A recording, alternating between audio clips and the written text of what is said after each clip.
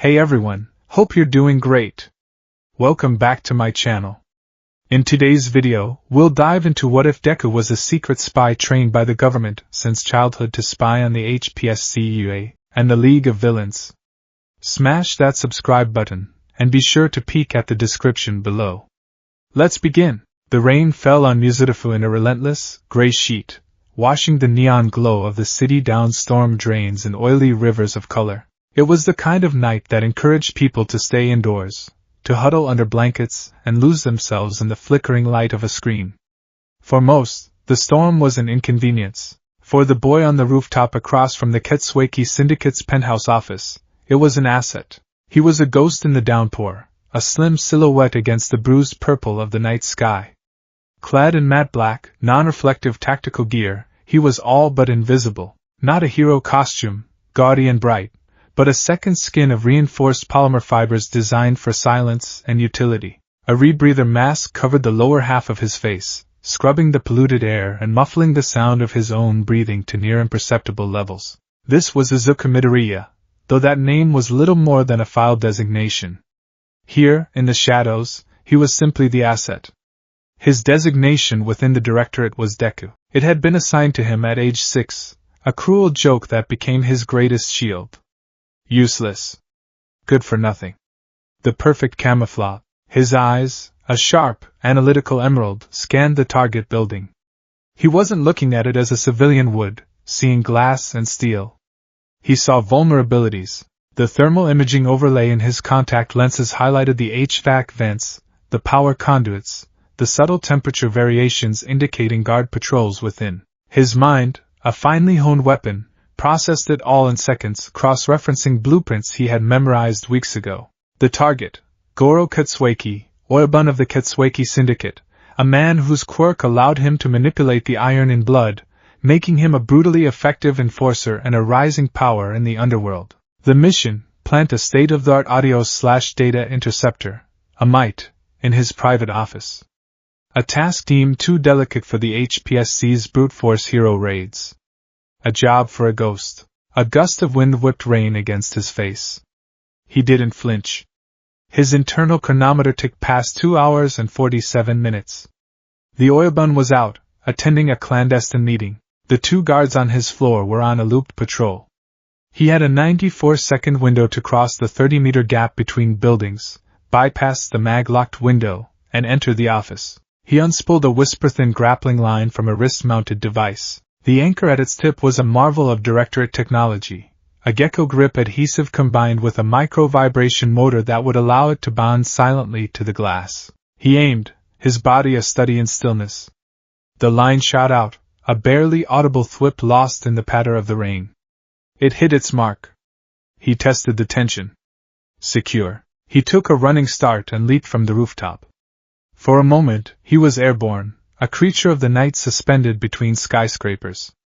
Then the line caught, and he swung in a graceful, controlled arc. His boots, magnetized, made contact with the sheer glass wall of the penthouse with a soft thump. He was a spider on a web of his own making. Hanging upside down, he produced a small electronic device. He pressed it against the window, and a low-frequency pulse disabled the magnetic lock and the vibration sensors. The window slid open a crack, just enough for him to slip through. He moved with a liquid grace that belied his years, landing inside the opulent office in a silent crouch. The air was thick with the smell of expensive leather and stale cigar smoke. A massive mahogany desk dominated the room, its surface clear save for a crystal ashtray and a high-end computer terminal. This was his target. He moved to the desk, his feet making no sound on the plush carpet. He didn't need to hack the computer. The mite was more subtle than that. It was designed to be placed on the underside of the desk, where it would draw minimal power from the terminal's own energy field and intercept any data transmitted, while its primary function, audio, would capture every whispered deal and violent threat made in this room. He retrieved the mite, a device no larger than his thumbnail, from a sealed pouch. As he reached under the desk to place it, his fingers brushed against something else. A small, metallic object, taped to the wood. Izuku froze. His training screamed at him. Unforeseen variable. Abort. But he didn't. He gently peeled the object off. It was a listening device. Not Directorate Tech. Older, bulkier. HPSC standard issue. His mind raced. The heroes were already watching Katsueki. This changed the parameters. His mission wasn't just infiltration, it was counterintelligence. He couldn't leave the HPSC bug. Its frequency might interfere with the might. He couldn't take it. Its absence would be noted. So he adapted. He placed the might a few inches away from where the HPSC bug had been. Then, with a surgeon's precision, he opened a tiny panel on his own device. He input a short string of code. The might would now emit a low-level masking frequency, subtly degrading the HPSC bug's signal quality over time, making their intelligence seem unreliable, while his own remained pristine. He reattached the hero's bug exactly where he found it. Problem solved. Advantage, Directorate. He was rising to leave when a flicker of movement outside the office door caught his eye. The thermal signature of one of the guards. Off his patrol route. Another variable. Izuku didn't panic. He flowed backwards, melting into the deep shadows behind a towering bookshelf. His breathing was even, his heart rate a steady 60 beats per minute. The doorknob turned. The guard, a burly man with a rhinoceros horn for a nose, stepped inside.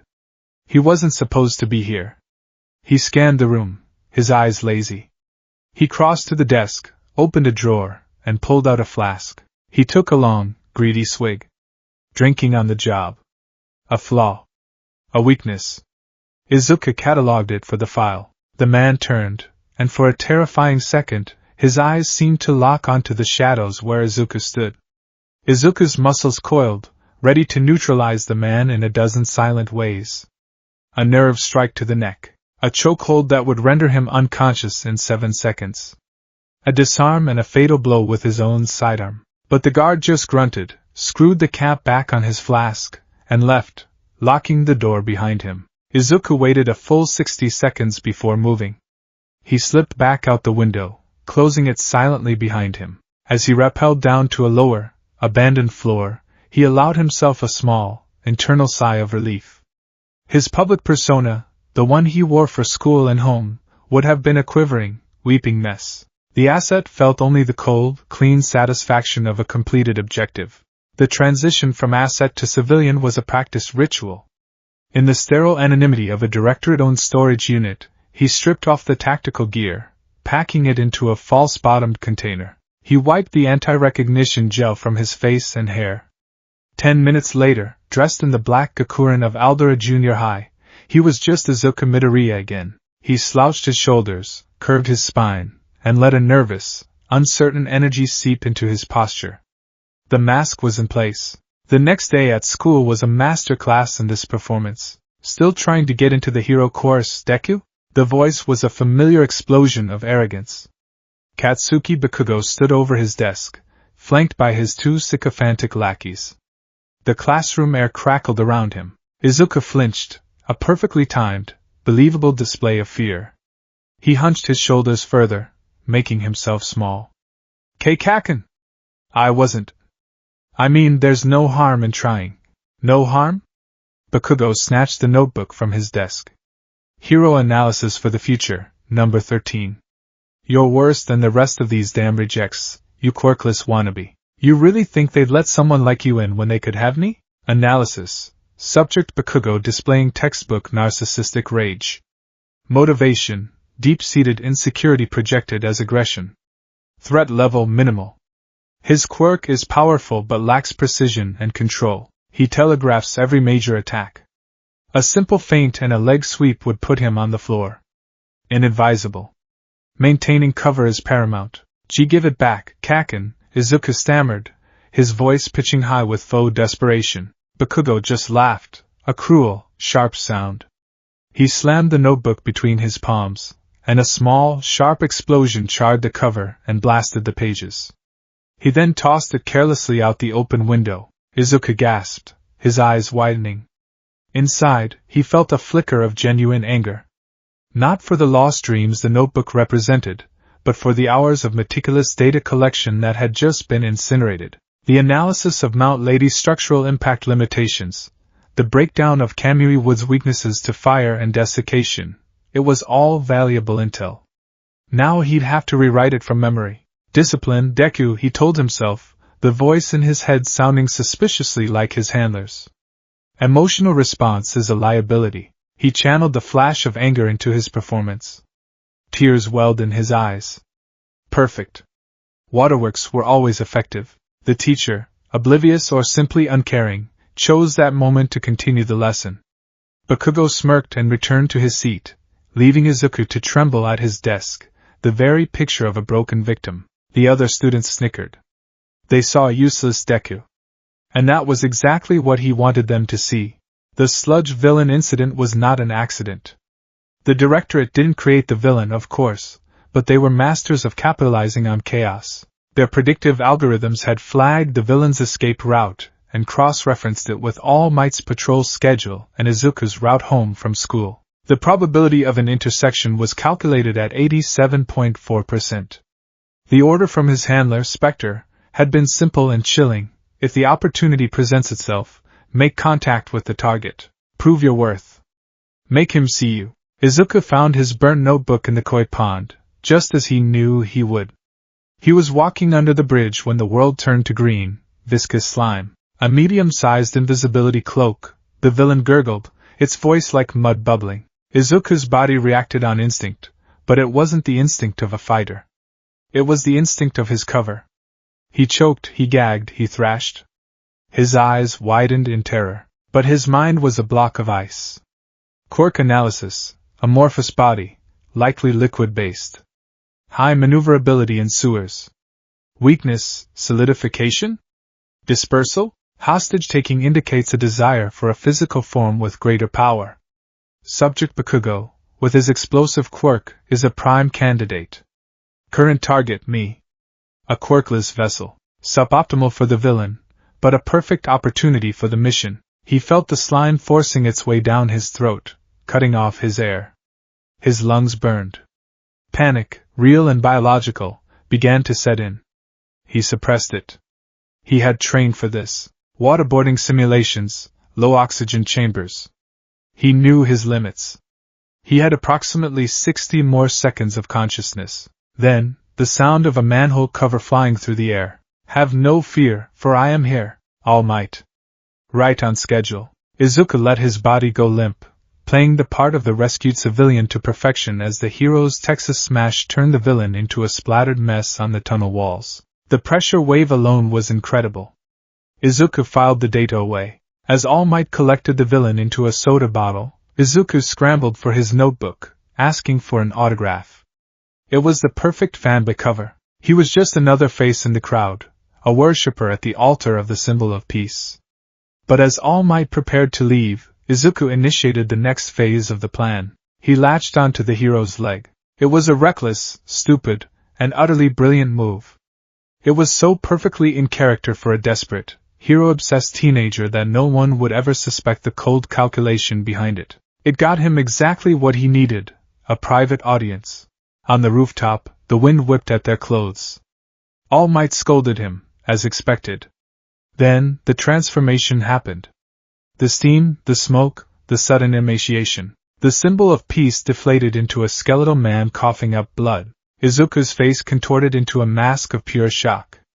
He stumbled back, his eyes wide. You're not All Might. You're an imposter. Excellent, his inner analyst noted. The physical degradation is even more severe than the intel suggested. The wound is necrotic. His time limit is a critical vulnerability. The HPSC is hiding this. Why? To maintain public morale? Or to keep their primary weapon on a tighter leash? All Might sighed, lifting his shirt to show the horrific, swirling scar that dominated his torso. He told the story of the fight that did this to him, 5 years ago. A fight the Directorate had no record of. The name of the villain was redacted even from All Might's own memory, it seemed. Interesting. A blank spot in the official history of the world. That was a thread worth pulling. Now came the crux of the operation. The question that would define the next stage of his life, even without a quirk. Izuku began, his voice trembling with manufactured emotion. tears shining in his eyes. Can I still be a hero? It was the perfect question. It was designed to prey on All Might's well-documented survivor's guilt and his inherent belief in the heroic spirit. It was a psychological key, cut to fit the lock of his heart. All Might's answer was what the directorate's psych profile had predicted. No, he explained the grim reality of hero work, the life and death risks. He told Izuku to be realistic, to become a police officer. It was a logical, sensible, and utterly disheartening speech, and it was exactly what Izuku needed to hear. All Might had to reject him first.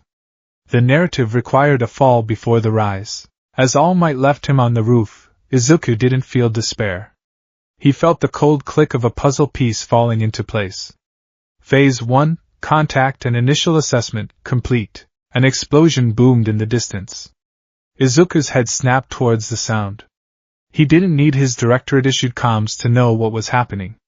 The sludge villain had escaped from All Might's pocket. It had found a new host. The algorithm had predicted this possibility as well. 73% probability. And the most likely new host. Izuku ran.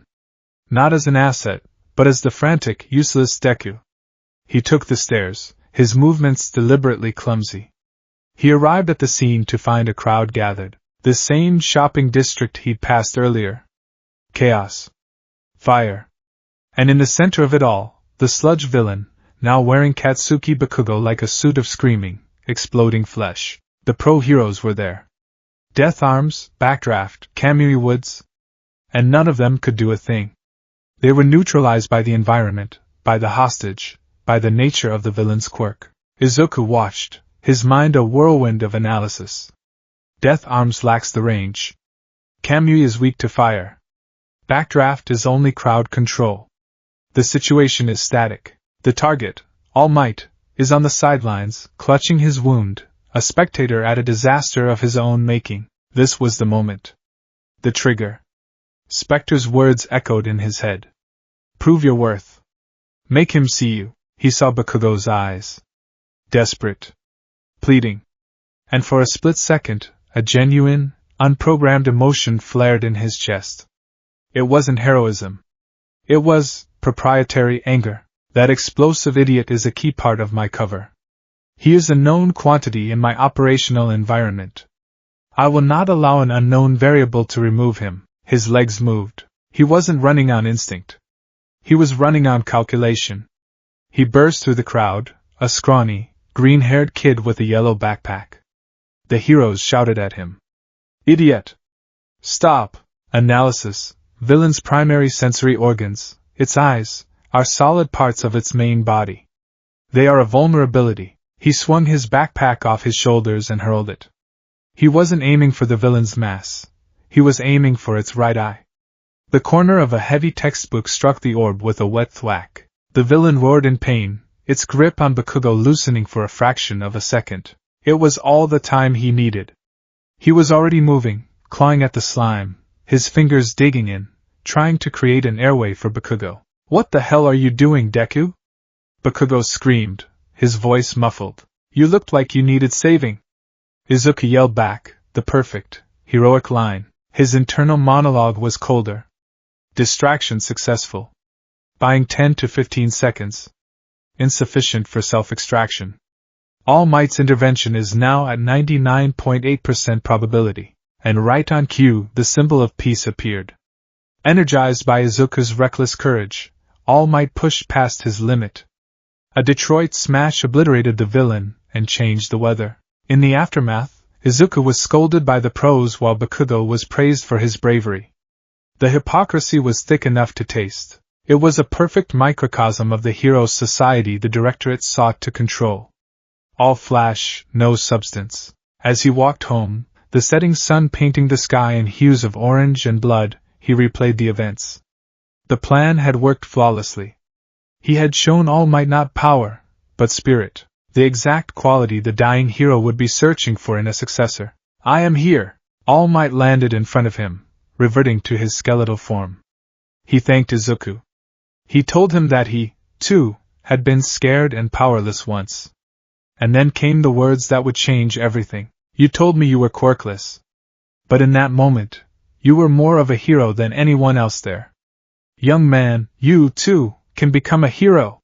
An hour later, Izuku stood in a featureless gray room. The air smelled of ozone and industrial cleaner. This was Safe House Gamma. Across a steel table sat Agent Spectre. She was a woman who seemed to have been carved from ice. Her hair was a severe black bob, her eyes were chips of obsidian, and her face held no expression save for a permanent state of critical assessment. She had been his handler, his teacher, his entire world since the Directorate had acquired him from a state-run orphanage at age 6, his file marked quirkless, intelligent, pliable. Report, Deku, she said. Her voice was flat, without inflection. Izuku stood at attention. Mission objectives met, ma'am. Contact with target. All Might was successful. Initial probe confirmed Directorate intelligence regarding his physical decline. The engineered encounter at the Bakugo hostage situation was a success. I performed as instructed, demonstrating heroic spirit without revealing any advanced capabilities. The target's psychological state? Fragile, Izuku replied instantly. He is desperate for a legacy. His ideology is simplistic, centered on self-sacrifice. He is an idealist, which makes him predictable and easy to manipulate. He is looking for a vessel, not a partner. Spectre nodded, a minuscule inclination of her head. She tapped a finger on the datapad in front of her. The asset has been offered. It wasn't a question. Yes, ma'am. He revealed the nature of his quirk, one for all. A transferable power passed from one user to the next. He has chosen me as the 9th holder. And you have accepted? I have not given my final answer. I am awaiting orders. Spectre looked at him, her gaze so intense it felt like a physical weight. The Directorate's long-term objective has not changed. The Hero Public Safety Commission is a corrupt, inefficient monolith. The hero system they manage is a cult of celebrity that creates as much chaos as it prevents. The rise of new villainous organizations confirms this. The entire structure is rotten. We are the surgeons who must cut out the cancer. She stood up and began to pace. For years, we have operated in the shadows. But to truly change the system, we need to control its heart. And the heart of the hero world is Yue Hai. Its symbol is All Might, and its power is one for all. She stopped and faced him. Your new mission is the culmination of your entire life's training, Deku. It has 4 primary objectives. You will commit them to memory. Izuku's posture was ramrod straight. Ready, ma'am. Objective Alpha, you will accept one for all. You will master it. You will analyze it. We believe it is more than just a power stockpiling quirk. You will unlock its secrets for the Directorate. It is the ultimate infiltration tool, and you will wield it. Objective Beta, you will gain entry into Yue Hai's hero course. Once inside, you will embed yourself. You will become the model student, the perfect hero in training. You will learn their methods, their weaknesses, and the secrets they hide within their walls. Objective Gamma, you will monitor the HPSC's influence. All Might is their prize asset, but he is fading. They will be looking for the next pillar. You will observe their agents, their talent scouting, their control over the school curriculum. You will become their blind spot. Objective Delta, you will gather intelligence on the emerging league of villains and any other significant threats. This sludge villain was a low-level thug, but he was a symptom of a larger disease. You will be our eyes and ears on the front line of the coming war. She leaned forward, her voice dropping to a near whisper. Your cover is your life. You are Izuku Midoriya, the crying, fanboyish successor to All Might, who breaks his bones every time he uses his newfound power. You are earnest. You are kind. You are slightly pathetic. You will make friends, but you will have no attachments. They are not your comrades. They are intelligence assets or obstacles. Is that understood? Crystal clear, ma'am, Izuku said, his voice a perfect monotone. Good. Spectre sat back down. The Directorate has invested everything in you, Deku. You are our ghost in the machine. Do not fail. I will not, he promised. The sun had completely set. Izuku stood on a quiet, darkening street, waiting. He had changed back into his school uniform. He had composed his face into a mask of tear-streaked, hopeful awe. he heard the familiar sound of a powerful landing behind him. "So, young man?" All Might's voice was full of warmth and hope. "Have you made your decision?" Izuku turned around.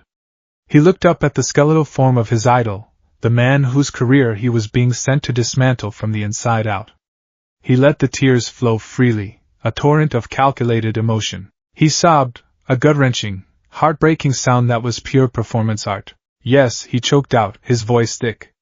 "Yes, I accept." All Might beamed, a true, radiant smile that seemed to push back the shadows. He placed a hand on Izuku's shoulder. "A wise choice. Your journey begins now. It will be a hard one, but I will be there to guide you." "Target is secured," Izuku thought, the voice in his head as cold and clear as a winter morning. He met All Might's hopeful gaze with a look of pure, unadulterated adoration. Phase 2 initiated.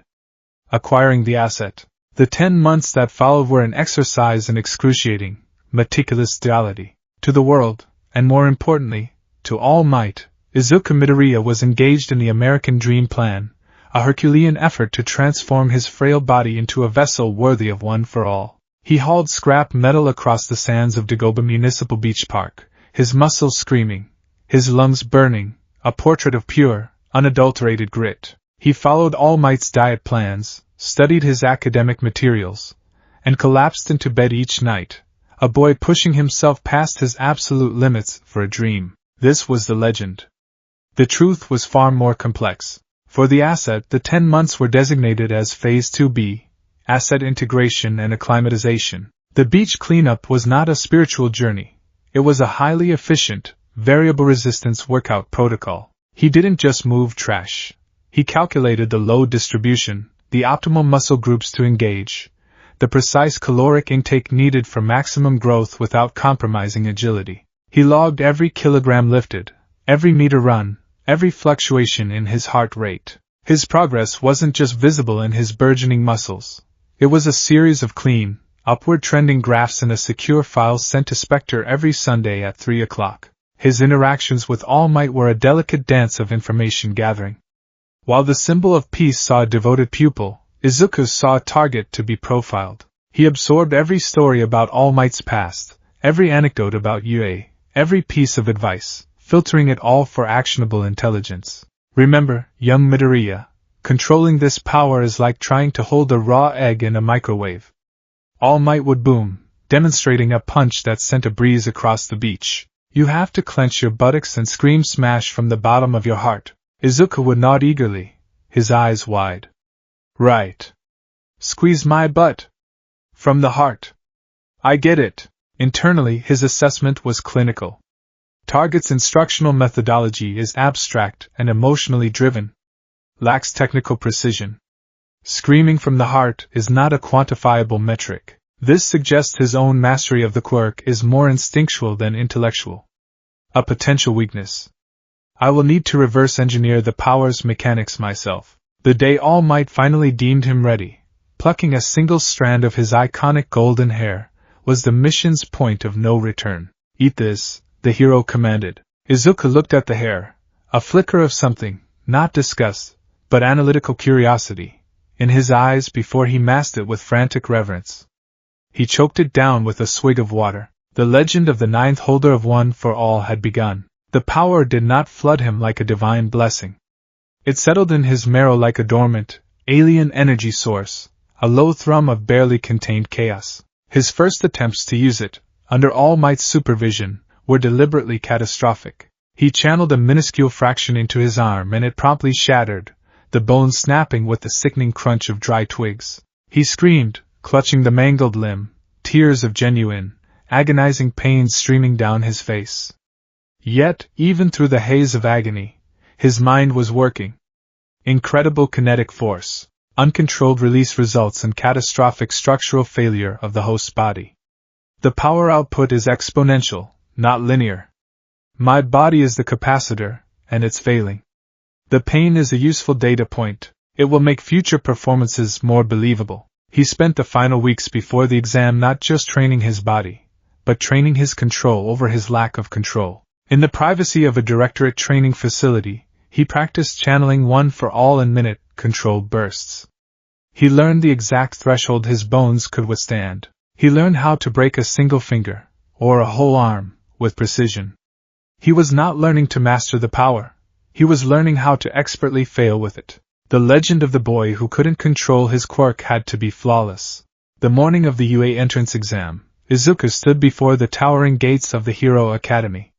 He adjusted the straps of his yellow backpack, his posture a carefully constructed slump of nervousness. He looked up at the gleaming H-shaped building, his eyes wide with a fanboy. Facility assessment, perimeter security appears robust.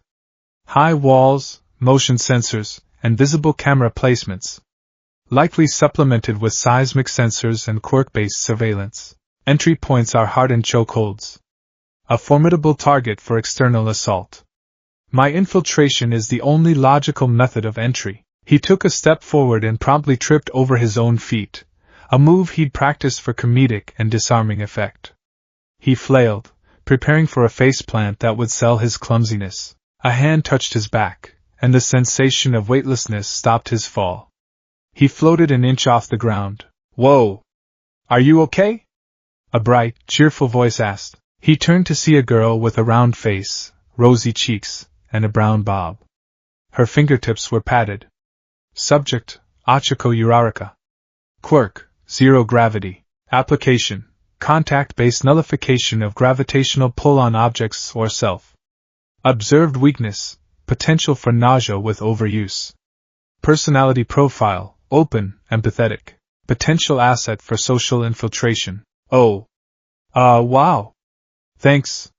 Izuku stammered, his face flushing a perfect shade of crimson. Your quirk. That was amazing. I was so nervous I wasn't watching my step and the ground just came up so fast and... He devolved into his signature muttering, a practiced stream of consciousness that was both endearing and information-poor, designed to make people underestimate the mind working behind it. It's my quirk. Sorry for using it without asking, she said, pressing her fingertips together to release him. Well, good luck in there. Let's do our best. She gave him a brilliant smile and hurried inside. Izuku watched her go, his blush fading as his expression went neutral for a bare second. Initial contact positive. Subject Uraraka is non-hostile and appears susceptible to a friendly, non-threatening approach. File opened. Inside the auditorium, President Mike explained the rules of the practical exam. Robots. 1, 2, and 3 pointers. Izuku's mind wasn't on the points. It was on the other students. He sat in the darkened hall, his eyes scanning, cataloging, analyzing. The loud, engine-legged boy who interrupted President Mike. Subject, Tenya Ida. Quirk engine. Obvious support gear indicates a focus on speed. His formal speech and rigid posture suggest a strict upbringing. Name matches files on the Idaitan Hero Agency. A direct link to a powerful, established hero family. High priority target for observation. The blonde with the sparkling naval laser. Subject, Yuga Oyama. Quirk, naval laser. Emitter type, likely energy-based. Limited firing time suggested by his pained expressions in online videos. Support belt likely a focusing or power regulation device. Personality profile, extreme narcissism. Easily manipulated through flattery. And then there was Bakugo, sitting several rows ahead, radiating an aura of violent impatience. Subject, Katsuki Bakugo. Asset/liability designation, volatile. Predictable in his aggression, but the scale of his power makes him a dangerous variable. Avoid direct engagement unless necessary for cover maintenance. When they were released into the sprawling urban battleground, the chaos began. Izuku didn't sprint into the fray like the others. He hung back for a calculated 12 seconds, feigning hesitation. His mission here wasn't to rack up a high villain score. It was twofold: collect data, and build his heroic legend. He watched as Bakugo tore through a group of 3-pointers, his explosions a maelstrom of light and sound.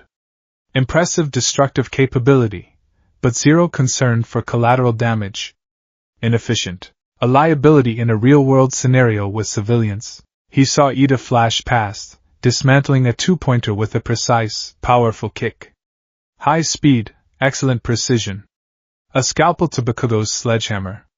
His form is perfect, almost robotic. Years of formal training. Izuku let a one-pointer spot him. He panicked, scrambling away before turning. He didn't use one for all.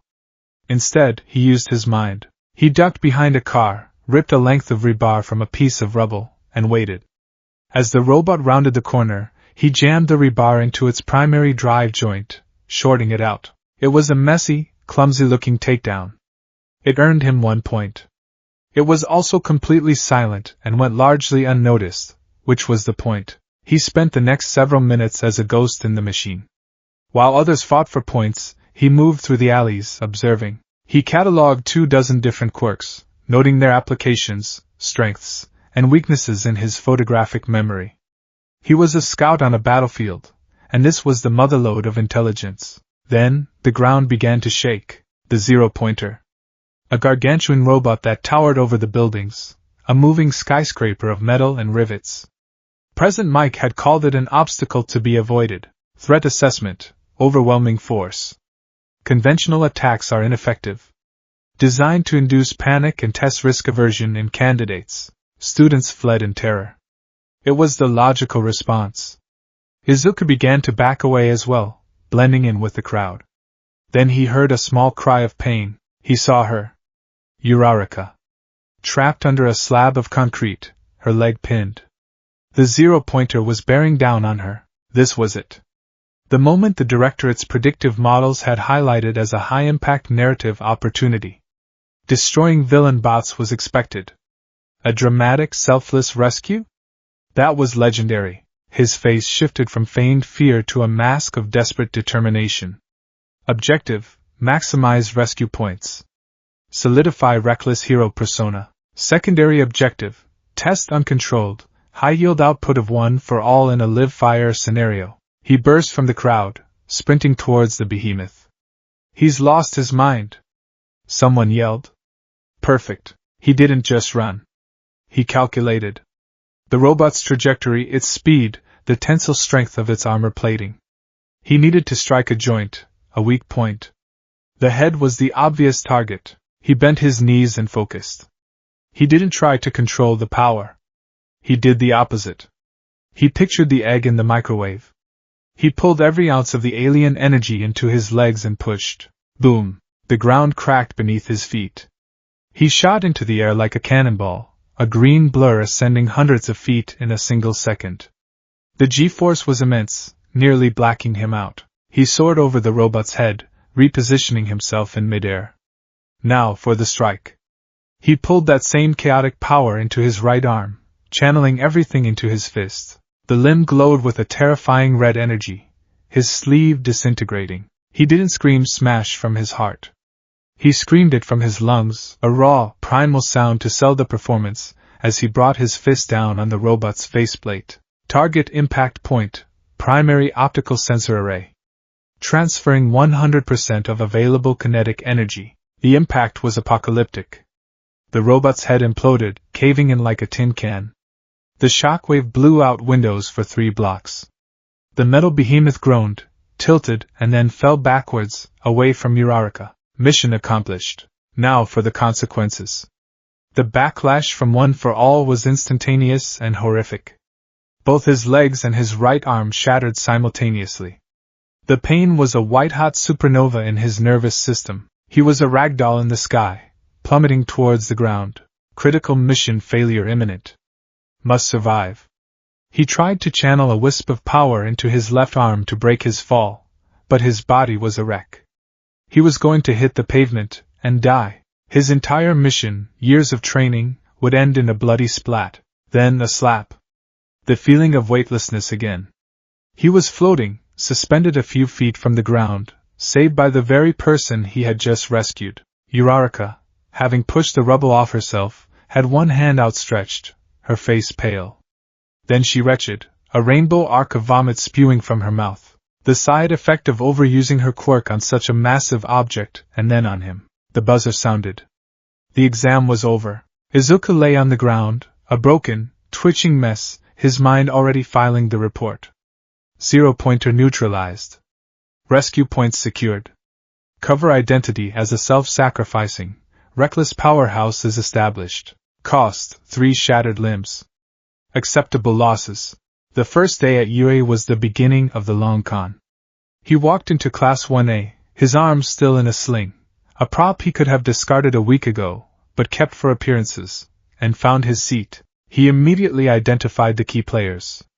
Ida, Bakugo, Uraraka, and their teacher. The man who introduced himself as Shota Aizawa looked like he just rolled out of a sleeping bag, which he had. His eyes were tired, bored, but they missed nothing. They scanned the class, and Izuku felt that gaze linger on him for a fraction of a second longer than anyone else. Subject, Shota Aizawa. Pro-hero, Eraserhead. Quirk, Erasure. Nullifies quirks via line of sight. An underground hero. Specializes in stealth and capture. Logically, he values efficiency, pragmatism, and control. He is the ideological opposite of All Might. Threat designation high. His analytical skills could penetrate my cover. Aizawa wasted no time, immediately leading them out to the field for a quirk apprehension test. No entrance ceremony, no orientation. Izuku approved. It was efficient. Bakugo, Aizawa said, his voice a monotone drone. You finished first in the practical exam. What was your best softball throw in junior high? 67 meters, Bakugo grunted. Try it with your quirk. Bakugo's throw was a masterpiece of arrogant power, a rocket propelled by a deafening explosion. Die! He screamed as the ball vanished into the sky. 705.2 meters. The class erupted in cheers. This looks so fun, someone said. Aizawa's face darkened. Fun? You think this is fun? The mood plummeted. You have 3 years here to become a hero. You think it's all going to be games and fun? Fine. The student who comes in last place will be judged to have no potential and will be expelled. Fear rippled through the students. Izuku's mind, however, was calm. Psychological tactic. A logical ruse to ensure maximum effort and establish a baseline for each student's potential. Expulsion is unlikely, but the threat is an effective motivator. He proceeded through the tests with calculated mediocrity. The 50-meter dash, he used a controlled, 5% burst in his toes, just enough to get a decent but not spectacular time, making it look like an awkward hop. The grip strength test, he let the machine measure his natural strength, which was now considerable, but didn't use his quirk. Long jump side steps. He placed himself firmly in the middle of the pack. He was building the profile of a student with a powerful, all-or-nothing quirk who was useless without it. Then came the final test. The ball throw. This was the moment Aizawa was waiting for. Everyone had seen Izuku's destructive power in the exam. Now they would see it up close. Midoriya. You're up. Izuku took the ball, his hand trembling slightly, a practice tremor. He walked to the circle, his mind a supercomputer running millions of calculations. A full power throw will shatter my arm. That would align with my established profile. However, it would also result in a 0 for this test and likely place me last. Expulsion, while a bluff, is a non-0% risk I cannot take. Aizawa is testing my problem-solving ability, not just my raw power. He wants to see if I am a one-trick pony. He wound up, preparing to channel one for all into his entire arm. He could feel the familiar, chaotic energy begin to build. Then it vanished. He threw the ball with his normal strength. It landed with a pathetic thud about 40 meters away. I erased your quirk, Aizawa said, his eyes glowing a faint red, his scarf-like capture weapon floating around him. That entrance exam was not rational. A person like you, who can't control his power, has no place here. Izuku stood there, looking at his hand. He feigned shock, then despair. All Might's words echoed in his head. I erased your quirk. Aizawa was a direct counter to his greatest weapon, but the asset didn't see a counter. He saw an opportunity. This was the stage. This was the moment to show not just power, but a spark. He took a deep breath. Objective: demonstrate creative quirk application while maintaining the uncontrolled narrative. The kinetic energy must be transferred to the ball without traveling through the entire limb. Point of impact must be minimized. The fingertip is the optimal conduit. I will need to channel approximately 8% of a full power release. The bone will shatter, but the rest of the arm will be preserved. It will appear as a desperate, last-minute flash of brilliance. He turned to face Aizawa. I can still move. Aizawa's eyes narrowed. Izuku wound up again. This time, as his arm came forward, he focused the entirety of One for All not into his fist, not into his arm, but into the single point of his index finger. For a microsecond, the tip of his finger glowed with incandescent power. The moment the ball left his hand, the energy discharged. The sound was like a rifle shot. The ball became a comet, carving a trail through the air, breaking the sound barrier. The force of the release shattered his finger, turning the bone to powder and sending a spiderweb of agony up his arm. He clutched his grotesquely swollen, purple finger, tears of real pain springing to his eyes. But he turned to Aizawa with a look of triumphant defiance. The device in Aizawa's hand beeped. He held it up. 705.3 meters, a fraction of a meter more than Bakugo. A symbolic victory. The class was stunned into silence. Bakugo's jaw was on the floor, his expression a mixture of disbelief and incandescent rage. But Izuku wasn't looking at them. He was looking at Aizawa. The teacher's tired face was unreadable. But then, a slow, almost imperceptible grin spread across his lips. A feral, unsettling smile. "Oh ho," he said softly. "So you're not a complete lost cause." Izuku knew what that smile meant. It wasn't approval. It was interest. The kind of interest a predator takes in a particularly clever mouse. Aizawa's suspicion wasn't gone, it had been whetted. The flash of brilliance had been too perfect. The control required to focus that much power into a single fingertip, even if it broke, was immense. It contradicted the profile of a clumsy kid who couldn't handle his own power. It was a controlled demolition, not a chaotic explosion. As he walked towards Recovery Girl's office, cradling his broken finger, Izuku updated his internal file. Subject Aizawa has been engaged. He is no longer a passive observer. He is an active threat to my cover. His suspicion is the single greatest risk to the mission's long-term success. He had passed the test. He had fooled his classmates. He had built his legend, but he had also made his first real enemy within the walls of UA, and it wasn't the explosive rival who was now screaming his name from across the field. It was the tired, cynical man who saw the ghost in the machine. The week following the quirk apprehension test was a deep dive into the social dynamics of Class 1A. For Izuku Midoriya, the persona, it was a whirlwind of new experiences, navigating cafeteria politics, surviving Bakugo's simmering rage, and forming tentative friendships. For the asset, it was a critical phase of intelligence gathering and social engineering. His relationship with Ida was cultivated through a shared appreciation for rules and structure, a language Izuku spoke fluently. He allowed Ida to correct his posture and lecture him on punctuality, feigning gratitude for the guidance. Each lecture was a data point on hero family protocols and the mindset of the establishment. His interactions with Uraraka were simpler. He leveraged his nervous cinnamon roll persona, blushing and stammering whenever she spoke to him. Her inherent kindness and empathy made her an easy source of information. He learned about her family's financial struggles, which provided valuable insight into the economic realities that drove many to heroism, a factor the HPSC often exploited. He even managed Bakugo. He learned that the best way to handle his explosive childhood friend was to act as a mirror, reflecting Bakugo's own perceived superiority back at him. He would flinch, apologize, and praise Bakugo's power, feeding the boy's ego while cataloging every nuance of his increasingly complex quirk. All Might's foundational heroics class was the centerpiece of his UA infiltration. The battle trial, where he was pitted against Bakugo, was a high-stakes performance. His objective wasn't to win, but to sell a very specific narrative. He allowed Bakugo to dominate him physically, taking brutal, punishing hits to reinforce his image as a weak fighter. His costume, a green jumpsuit with a grimacing mask and long ears, was deliberately designed by the directorate to look amateurish and fan-made, a tribute to All Might that bordered on pathetic. The climax of the exercise was his final, desperate gambit, a full-power smash directed at the ceiling, a move of catastrophic self-destruction that secured the win for his team while leaving him a broken mess. He shattered one arm and fractured both legs.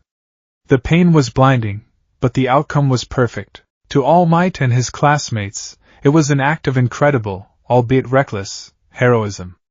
He had sacrificed his own body to win without seriously hurting his opponent. To Aizawa, who watched from the observation room, it was another troubling data point. The sheer tactical audacity of the move, calculating the building's structural integrity, the blast radius, the exact force needed to win the objective without killing everyone, was at odds with the bumbling student who supposedly couldn't throw a ball without breaking a finger. But the legend was growing. Izuku Midoriya was the boy with the heart of a hero and a body that couldn't keep up. It was a beautiful, tragic, and utterly fabricated story. The trip to the unforeseen simulation joint, or USJ, was supposed to be the next step in that story. Rescue training? A controlled environment designed to teach them how to use their quirks to save, not to fight. As the bus rumbled along, Izuku sat between Tsuyu Ajiri and Minoru Mineta, engaged in what appeared to be a nervous conversation about their quirks. "Your quirk is amazing, Ajiri," he mumbled, scribbling in a fresh notebook. "Frog-like abilities, enhanced mobility, a long tongue for capture or rescue, it's so versatile. Kero." He added the Kero at the end, a subtle mimicry to build rapport. "Call me Tsu," she replied, her expression as placid as ever. "Your quirk is flashier, Midoriya. But you keep getting hurt. It's not very efficient." Subject, Tsuyu Ajiri. Quirk, frog. Analytical and direct. Her calm demeanor is an asset in high-stress situations. She is highly perceptive. Note, maintain emotional distance. Her bluntness could easily cut through my performance. His mind was already running threat assessments on the USJ facility based on the brochure. A massive dome, multiple simulated disaster zones, communication jammers to prevent quirk interference, a perfect training ground, and a perfect cage. They were greeted by the space hero, 13, whose quirk, Black Hole, was another fascinating piece of data. As 13 delivered a speech about the dangers of their own powers, Izuku felt it, a subtle shift in the air pressure, a faint smell of ozone. A distortion flickered near the Central Plaza fountain, 100 meters away. It looked like a heat haze, then it darkened, coalescing into a swirling vortex of purple-black mist. The other students saw it with confusion. Aizawa and 13 saw it with alarm. Izuku saw it, and his mind went into overdrive, his heart rate remaining a steady 70 beats per minute. Unscheduled event. Unidentified spatial anomaly. High probability of hostile incursion. Quirk signature is consistent with warp gate technology. Directorate File 7 Gamma 3, Kurogyri. This is them. A hand, pale and disembodied, emerged from the gate first. Then a figure stepped out, a lanky man covered in severed hands, his face obscured by one. He was scratching his neck with a frantic, agitated energy. Tamyara Shigaraki. Behind him, the deluge. Dozens of villains, a motley collection of thugs and monsters, poured from the gate. And with them, a hulking, bird-like creature with an exposed brain and dead, staring eyes. The Nomu. "Stay back!" Aizawa yelled, pulling his yellow goggles over his eyes. 13. Protect the students. Kaminari, tried to contact the school. Panic erupted. The carefully controlled environment of UA had been breached. For the students, it was terror. For Izuku, it was the moment his true mission began.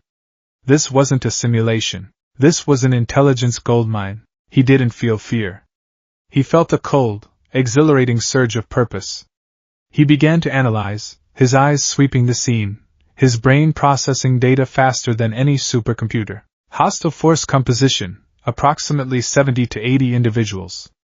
Mostly low-level street villains, likely recruited for cannon fodder. Command structure, Shigaraki, leader, probable CQC quirk based on hand motif, Kurogyri, transport, strategic asset, Nomu, heavy assault, unknown capabilities. Objective, All Might. Shigaraki's gaze is fixed on the entrance. He's hunting.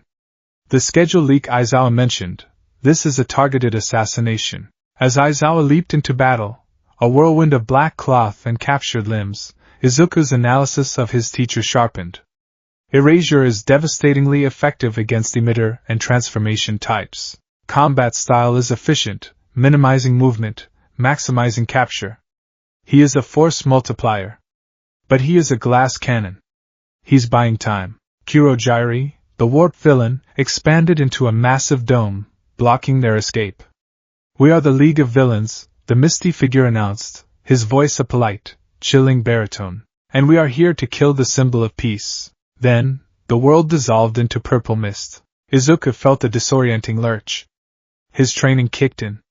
He oriented himself in the warp, noting his trajectory. He was being sent downwards, towards a water-based zone. He managed to grab onto Mineta and Tsuyu as they were scattered. They landed with a massive splash in the shipwreck zone. The water was cold, the mock storm overhead adding to the chaos. A boat listed nearby, villains with aquatic quirks surfacing around them like sharks. Mineta was screaming, tears and snot running down his face. We're going to die. We're gonna die. Tsuyu was calm. We need a plan. What do we do, Midoriya? She looked at him. He was supposed to be the panicky one, the crier. He had to perform. He let his teeth chatter, his eyes wide with fear. I don't know. He stammered. They're real villains. All Might, where's All Might? But under the surface of his feigned terror, the asset was in complete control. Environment, aquatic. My quirk is ineffective for large-scale offense without catastrophic self-harm. Assets, Azri, full aquatic mobility, Mineta, quirk pop-off. Adhesive spheres. Utility unknown. Hostiles, approximately 12. Quirks appear to be water-breathing, shark-like mutations, and one with some form of water manipulation. Their goal is to separate and overwhelm. A shark-like villain lunged. Tsuyu reacted instantly, flicking her tongue out and wrapping it around Izuku, pulling him out of the way while kicking Mineta towards the boat. We need to get to the boat, she croaked. Their plan was to scatter and kill us, Izuku said, his voice trembling but his words sharp. They must not know our quirks. If they did, they never would have put you in a water zone, Tsu. That was their first mistake. He was feeding them a logical breakdown, framing it as a panicked realization. It was a classic misdirection technique. He needed them to act, to provide a distraction, while he gathered more data. He watched the villains circle the boat. They were confident, arrogant. Another weakness. Mineta! Izuku yelled, pointing at the water. Your quirk! The balls! Throw them! What good will that do? Mineta wailed. Just do it! As many as you can. Mineta, crying, began plucking the purple spheres from his head and tossing them into the water. They floated. The villains laughed. Izuku turned to Tsuyu. I have an idea, he whispered, his voice low and urgent. It's crazy. But it might work. He explained it quickly, a plan that seemed born of desperation. Then, he looked out at the villains. Don't you guys know who I am? He screamed, his voice cracking. The villains paused, intrigued. He beat his chest.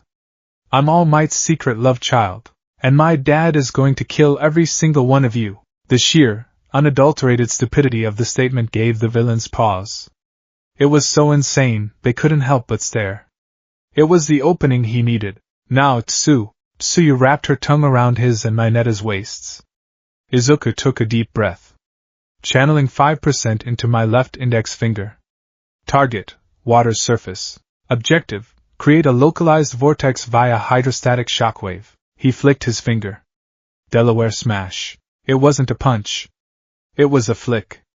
A tiny, controlled explosion of power. The surface of the water erupted downwards, creating a massive whirlpool. The villains, caught completely by surprise, were sucked towards the center along with Mineta's floating, incredibly adhesive spheres. They collided, getting stuck to each other in a comical, flailing mass. As the vortex pulled them down, Tsuyu leaped, using the boat as a springboard, carrying the boys in a high arc towards the center of the USJ. They landed softly near the edge of the plaza, hidden behind some rocks. Mineta was still sobbing. Tsuyu looked at Izuku with a new respect. That was amazing, Midoriya, she said. I just got lucky, he panted, clutching his broken, purple finger. One broken finger. Acceptable cost. Tactical objective complete. Now for the main event. From their new vantage point, he had a clear view of the central plaza. Aizawa was still fighting, but he was slowing down. His erasure required him to keep his eyes open, and he was suffering from dry eye. He was taking hits, and Shigaraki was watching him, scratching his neck. With him stood the Noma. "He's so cool." Eraserhead. Shigaraki rasped, his voice carrying in a lull in the fighting. "But you're not the main boss." Izuku's eyes were glued to Shigaraki.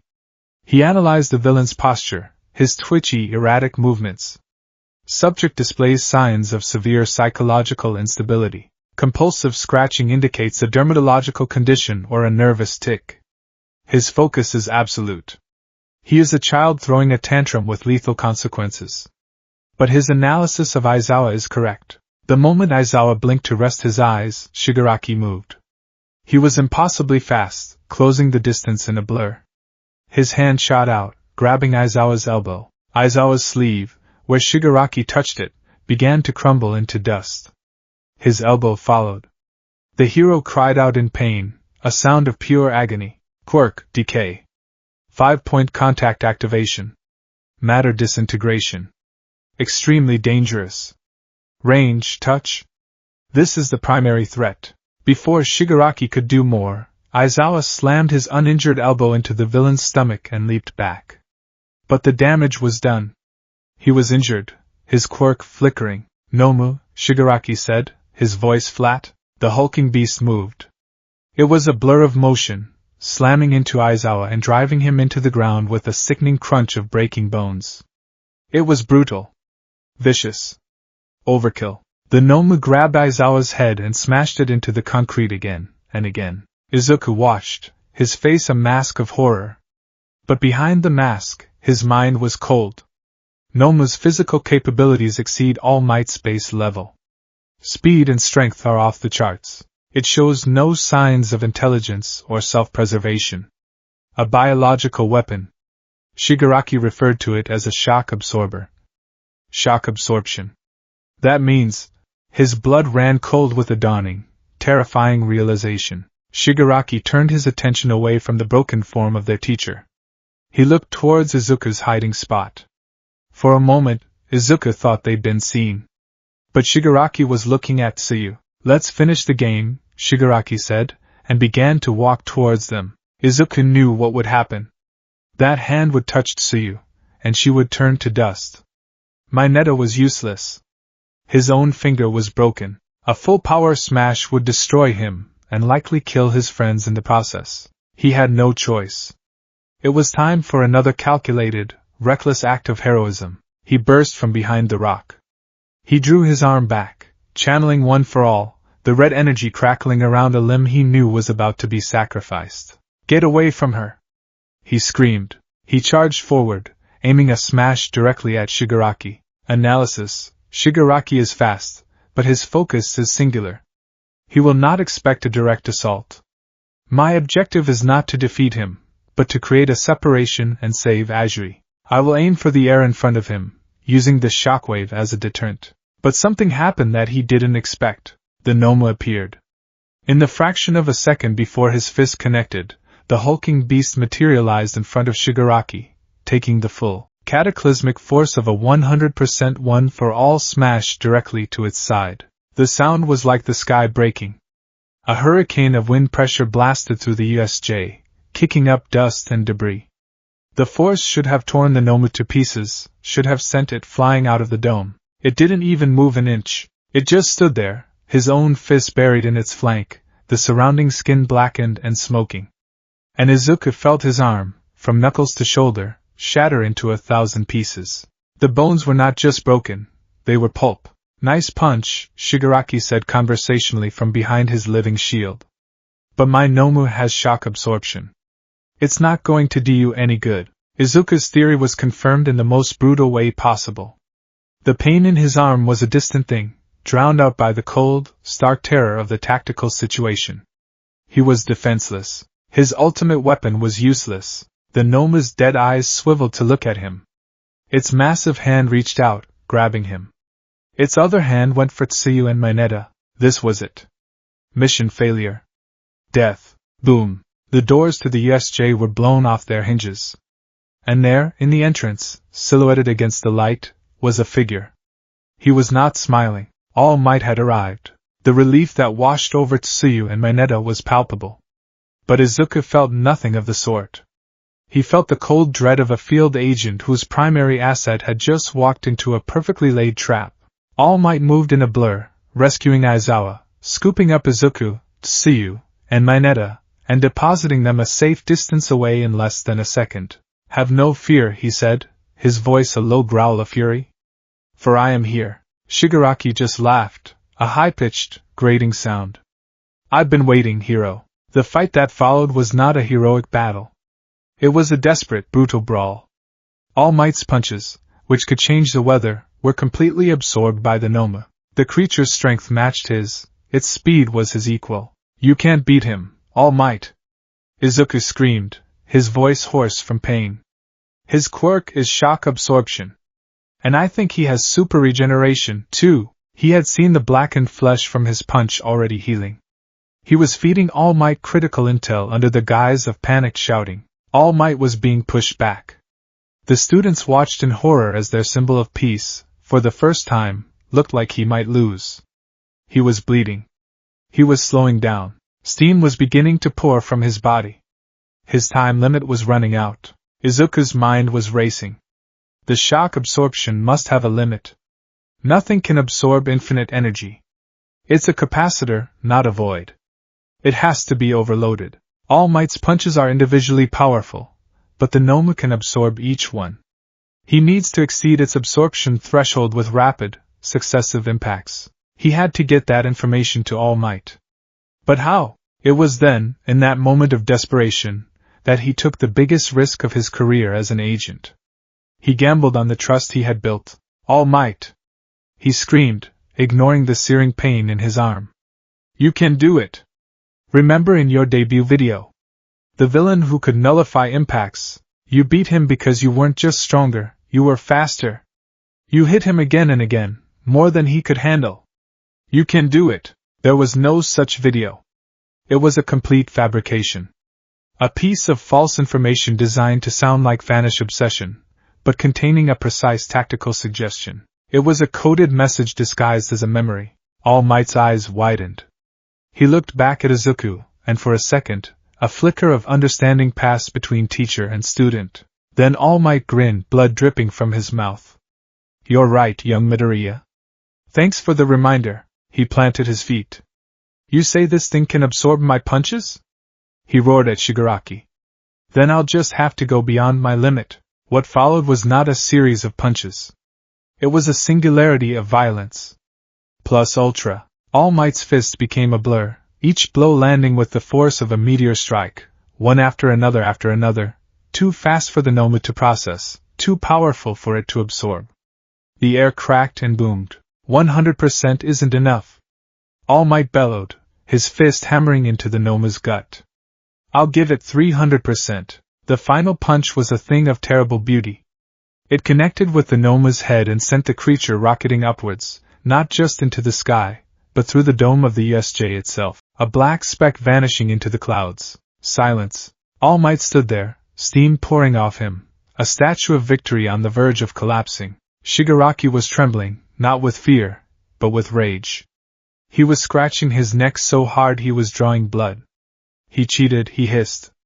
"He cheated." Before he or Kurojairi could react, sniper shots rang out. Ida had escaped and returned with the UA faculty. Snipe's bullets tore through Shigaraki's limbs, forcing him back. The villains were surrounded. "We'll get you next time, All Might," Shigaraki snarled as Kurojairi began to envelop him. He cast one last, hateful glare, not at All Might, but directly at Izuku. "You! I'll kill you." Then they were gone. The immediate aftermath was a blur of paramedics and police. Izuku was loaded onto a stretcher, his body a canvas of agony. As they wheeled him out, he saw his classmates, shaken but safe. Kirishima and Bakugo were there, having helped All Might at the last second. He saw Todoroki, who had used his ice to stop Shigaraki from reaching Tsuyu. He catalogued it all, but his primary objective was still active. His eyes scanned the chaos, the scattered villains being rounded up. He spotted him, a low-level thug with a chameleon quirk, trying to blend in with the rubble near the exit. No one had noticed him. Izuku's left hand, his only functional limb, twitched. From a hidden seam in his glove, a tiny, metallic object, no bigger than a grain of rice, fell into his palm. The mite. He had palmed it before they even left the bus, on the off chance an opportunity presented itself. He locked eyes with the chameleon thug. The man was scared, looking for an escape. Izuku made his move. He fainted from the pain, lurching to the side and falling off the stretcher. He landed right next to the thug's hiding spot. The paramedics rushed over. He's in shock. Get him back on. In the 2 seconds of confusion, as they lifted him, Izuku's hand brushed against the thug's tattered pants. His fingers, guided by years of practice, pressed the mite into the fabric of the cuff. It adhered instantly, its microscopic legs digging in. They got him back on the stretcher. As they carried him away, he risked a glance back. The chameleon thug, seeing his chance, slipped away into the woods. Izuku closed his eyes, feigning unconsciousness. The pain in his arm was a roaring fire. The image of the Nomu, of Shigaraki's decaying touch, was burned into his mind. He had come face to face with the true enemy. His body was broken. His cover was stretched thin. Aizawa was suspicious. Shigaraki had marked him for death, but a microscopic audio bug was now scurrying away with a potential link to the League of Villains' inner circle. He allowed a small, imperceptible smile to touch his lips before letting the darkness of real exhaustion take him. First contact complete. Intelligence acquired. Asset planted. Mission successful. The 2 weeks following the USJ incident were a period of enforced convalescence and intense analysis. Izuku's body was a wreck.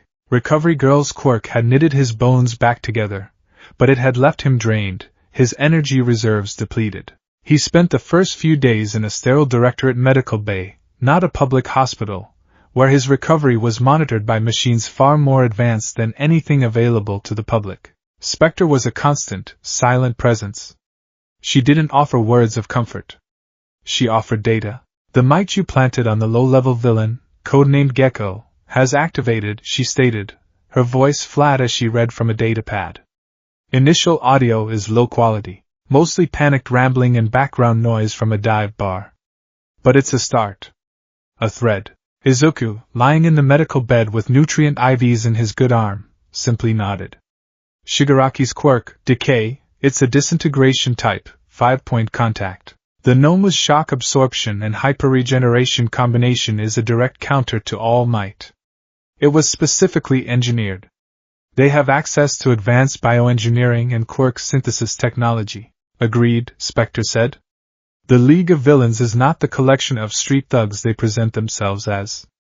Someone with significant resources and intellect is backing them. Your primary objective remains infiltration, but your secondary objective is now to identify this sensei that Shigaraki mentioned. Yui is on high alert, Izuku reported, his voice raspy.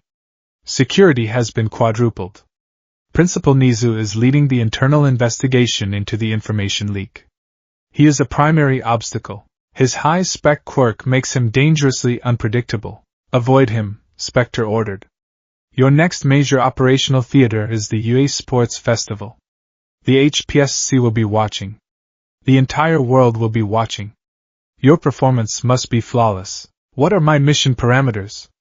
Izuku asked. This is not about winning, Spectre clarified, her dark eyes locking onto his. Victory is irrelevant. This is an advertisement. Your objective is to showcase 3 specific qualities. First, overwhelming potential. You must display the raw, untamed power of One for All in a way that is both terrifying and tantalizing. Second, heroic marketability. You need to be seen as the underdog, the kid with the heart of a hero who fights through pain. Your self-destructive tendencies are a feature, not a bug. They create a compelling narrative. Third, you must attract the attention of high-value targets. She brought up a series of profiles on her datapad. Top heroes will be scouting for sidekicks. The HPSC will be evaluating the next generation. And the League of Villains will be watching, assessing threats. You need to be on everyone's radar. You are to make yourself the most interesting prospect in your year. How do I manage that without revealing the control I've developed? You don't, Spectre replied coldly. You will continue to break yourself.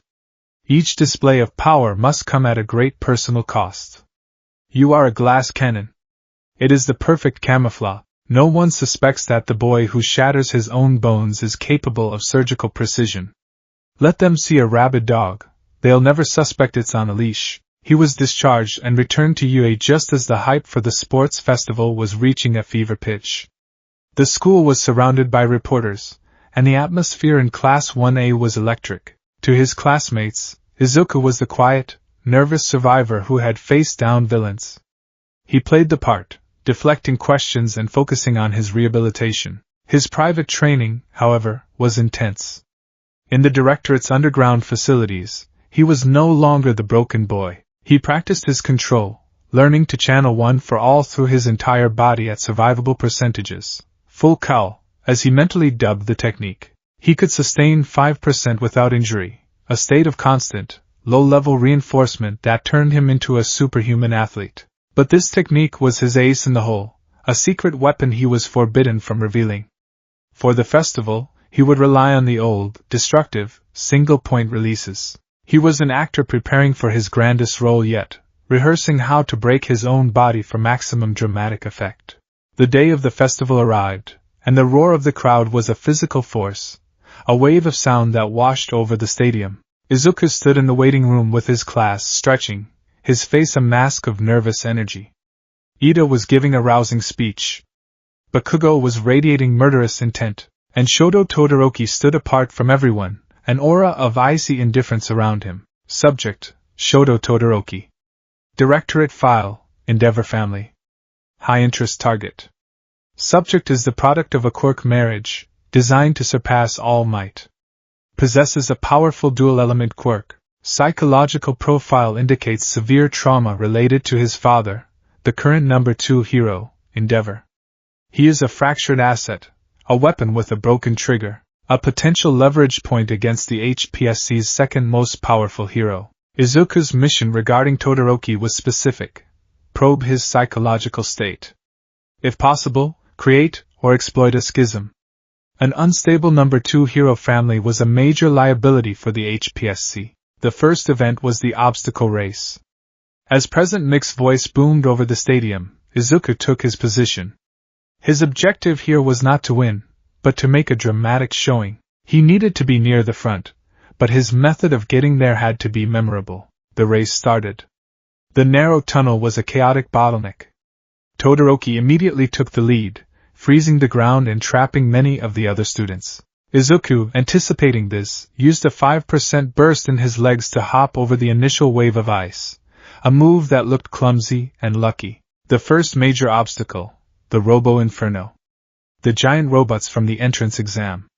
Todoroki dispatched them with a massive, elegant wave of ice, freezing them in unstable positions. As other students tried to pick their way through, Izuku saw his moment. He found a large sheet of metal from a destroyed robot. This was his tool. He channeled one for all into it, not his body. He slammed it down onto the ground, using the resulting shockwave to propel himself high into the air, a desperate, scrappy move that carried him over the robots. He landed hard, rolling to dissipate the impact, another lucky break. The second obstacle was the fall, a canyon connected by tight ropes. While others carefully picked their way across, Izuku used his analytical skills. He looked scrappy, but his path was chosen with the precision of a master tactician. He used the explosions from Bakugo, who was now flying overhead, as a distraction, darting across while attention was elsewhere. He entered the final obstacle, the minefield, in the lead group with Bakugo and Todoroki. This was his stage. He watched as his two rivals battled for first, Todoroki using his ice, Bakugo his explosions. They were fighting each other. He would fight the course. He began carefully tapping the ground, locating the mines. Then, he did something that looked like utter madness. He began digging them up. He gathered a cluster of them around the metal plate he had carried with him. "What is that idiot doing?" Someone in the crowd yelled. Izuku placed the plate over the mines, stood on top of it, and then braced himself. He took a deep breath. channeling a controlled 15% burst into the mind cluster via a single finger strike. The resulting directional blast should provide sufficient propulsion. Bodily harm, minor concussive force, potential for shrapnel. Acceptable. He slammed his finger down. The resulting explosion was colossal. A mushroom cloud of pink smoke erupted from the minefield, and propelled by the blast, Izuku shot into the sky, a human cannonball riding a wave of explosive force. He flew over Todoroki and Bakugo's heads, the crowd roaring with a mixture of shock and awe. He landed, stumbling, just past the finish line. First place. He had won the first event not with his quirk, but with his mind. To the audience, it was the ultimate underdog story, the quirkless kid who outsmarted everyone. To Spectre, watching on a secure feed, it was a perfectly executed psychological operation. He had demonstrated ingenuity and courage, making him infinitely more interesting than if he had just used brute force. The second event, the cavalry battle, was a test of teamwork and strategy. As the first place winner, Izuku was now the target, his headband worth 10 million points. No one wanted to team up with him. He was a marked man. He played the part of the desperate, friendless outcast. It was Uraraka who approached him first, her motives transparent. If you team up with the person everyone's after, you're in the spotlight longer. It was a logical, if opportunistic, reason. He accepted immediately. He then recruited Fumikage Tokoemi, whose dark shadow was a perfect mid-range defense, and Mei Hatsum from the support course, whose inventions offered unpredictable utility. His strategy was simple: evasion. He would be the rider, using his intellect to predict enemy movements, while his team provided defense and mobility. He gave Hatsum free rein to show off her babies, knowing her desire to advertise her tech would create maximum chaos. For 15 minutes, they were a blur of motion, a ghost on the battlefield. Uraraka kept them light, Tokoemi's dark shadow acted as a shield and whip, and Hatsum's hover boots and grappling hooks kept them constantly moving. They were untouchable. Then, Todoroki's team cornered them. Ida, using a new special move called Recipro Burst, closed the distance in an instant. Todoroki's hand shot out, encased in ice, and snatched the 10 million point headband. The crowd groaned. It seemed Izuku's Cinderella story was over.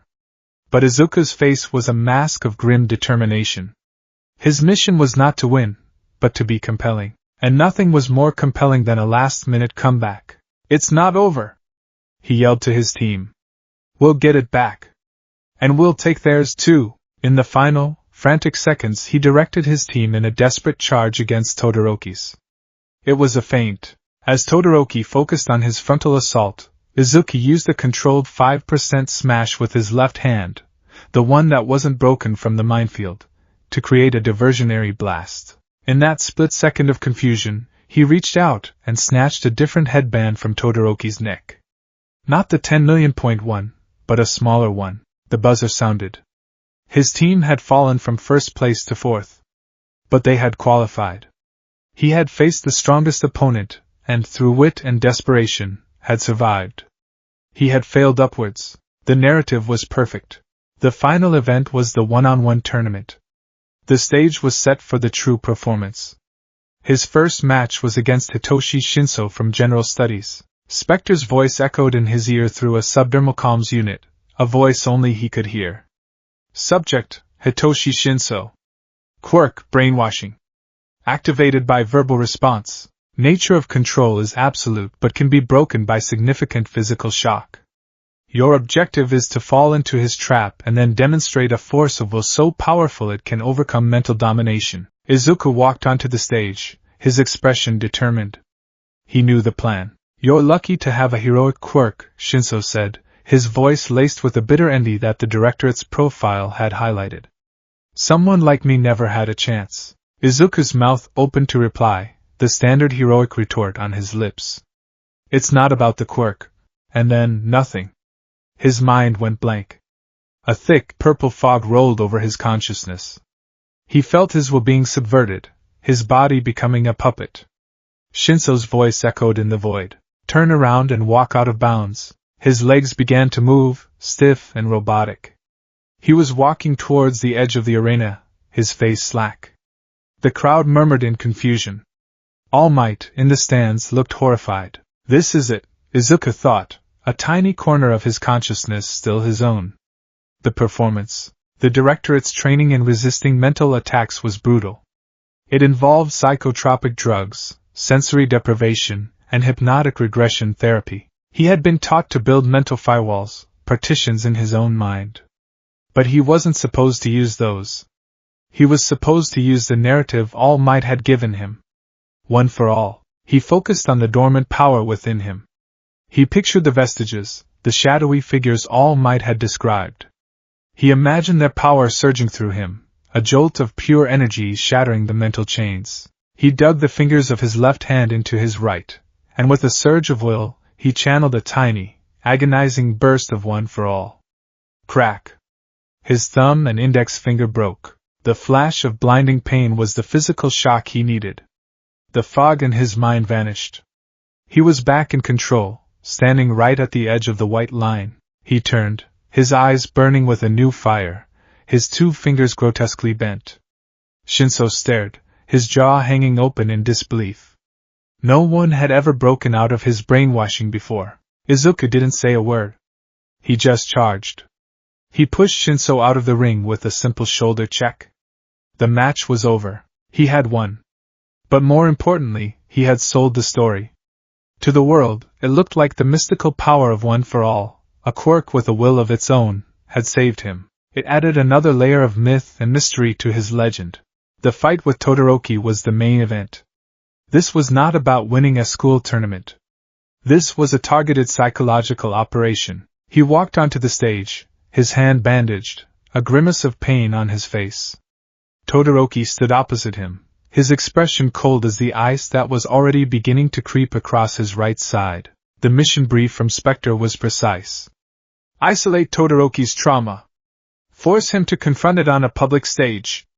Use his father's ambition as a wedge. He is using only half his power as a rebellion against Endeavor.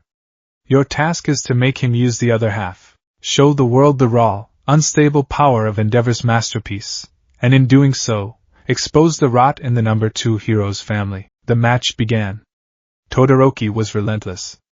Massive glaciers of ice erupted from the stage, tidal waves of cold that threatened to overwhelm him. Izuku, using only the fingers of his right hand, fought back. Each time a mountain of ice surged towards him, he would flick. Smash! A cannon blast of compressed air would shatter the ice, but the backlash would shatter one of his fingers. First, his index finger. Then his middle. Then his ring and pinky. The pain was excruciating, a symphony of agony conducted with each flick. The crowd watched in horrified silence as he systematically destroyed his own hand to stay in the fight. He was bleeding.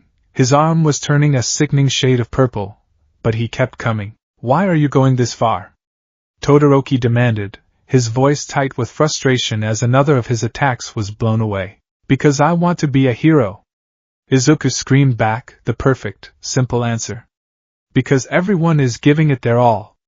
To not use my full power would be an insult to them. He was using classic psychological mirroring, turning Todoroki's own internal conflict back on him. He got in close, his body screaming in protest.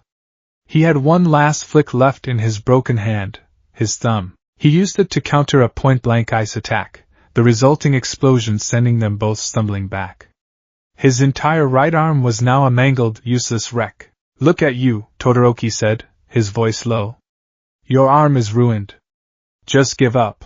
Izuku swayed on his feet, panting, blood dripping from his knuckles. I'm not done yet, he gasped. He shifted his stance, preparing to use his left arm. It was time for the final phase. Why? Izuku asked, his voice suddenly clear, cutting through the roar of the crowd. Why won't you use your fire? You're handicapping yourself. Todoroki flinched as if struck. That has nothing to do with you. It has everything to do with me. Izuku yelled, taking a step forward. I know about your father. I know what he wants. But that power, it's not his. It's yours. Your quirk, not his. He was shouting it for the whole world to hear. For the cameras, for the HPSC officials in the skyboxes, and most of all, for Endeavor, who was watching from the stands with a thunderous expression on his face. Todoroki froze, his face a mask of turmoil. Memories flashed through his mind, a crying mother, the smell of boiling water, a father who saw him not as a son, but as a tool. "Shut up," he whispered. "He's the number 2 hero," Izuku pressed, limping closer. "But he's a terrible father." "I get it. But you're not him. You don't have to be the hero he wants you to be. You can be the hero you want to be." It was a perfectly crafted speech, every word chosen to strike at the heart of Todoroki's trauma. It was a call to rebellion, framed as a plea for heroism, and it worked. Something inside Todoroki snapped. A torrent of emotion, rage, grief, defiance, erupted from him. And with it came fire. A massive, uncontrolled inferno exploded from his left side, melting the glaciers around him, bathing the arena in a blistering orange light. The crowd gasped. Endeavor shot to his feet, a triumphant, monstrous roar tearing from his throat. Shoto, Todoroki stood in the center of his own personal sun, a wild, pained smile on his face. The mission was a success. The cracks in the Endeavor family had just been torn wide open on national television. But the fight wasn't over. Now Izuku had to survive. He saw Todoroki preparing his final attack, a superheated blast of fire and a supercooled wave of ice, a combination of his full power. Midnight and Cementos began to move to stop the fight, but they were too slow. Izuku had one last move. He channeled one for all into his already broken right arm, and into his still intact left leg. He met Todoroki's charge with his own. He threw a final, desperate punch. It wasn't aimed at Todoroki. It was aimed at the wave of superheated air just in front of him. He needed to create an explosion, not an impact. The two attacks met in the center of the arena. The resulting detonation was biblical.